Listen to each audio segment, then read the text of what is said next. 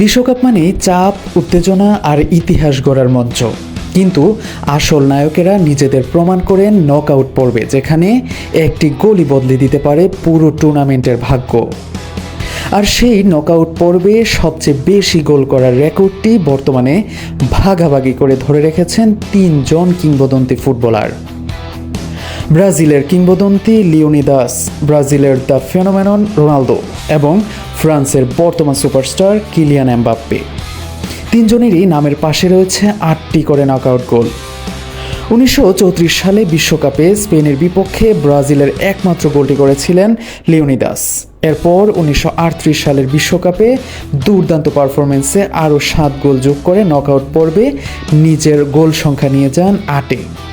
সেই সময়ই তিনি বিশ্ব ফুটবলের অন্যতম বড় তারকায় পরিণত হন। এরপর আসে রোনালদোর যুগ। 1998 সালের বিশ্বকাপে ব্রাজিলকে ফাইনালে তুলতে নকআউটে 3 গোল করেছিলেন তিনি। 2002 বিশ্বকাপে নিজেদের সেরা রূপে ফিরে এসে নকআউটে আরও 4 গোল করেন এবং ব্রাজিলকে এনে দেন 5ম বিশ্বকাপ শিরোপা। 2006 সালে যোগ করেন আরও একটি গোল। সব মিলিয়ে তার নকআউট গোলও দাঁড়ায় 8। তবে সবচেয়ে বিস্ময়কর ব্যাপার হলো এমবাপ্পে এই রেকর্ডে পৌঁছেছেন মাত্র 2 বিশ্বকাপ খেলেই। 2018 সালের রাশিয়া বিশ্বকাপ এবং 2022 সালের কাতার বিশ্বকাপ মিলিয়ে মাত্র 8টি নকআউট ম্যাচে 8টি গোল করেছেন ফরাসি তারকা। এর মধ্যে কাতার বিশ্বকাপের ফাইনালে আর্জেন্টিনার বিপক্ষে তার অবিশ্বাস্য হ্যাটট্রিক ফুটবল ইতিহাসে চিরস্মরণীয় হয়ে থাকবে। মাত্র 27 বছর বয়সে দাঁড়িয়ে এমবাপ্পের সামনে এখন এক বিশাল সুযোগ।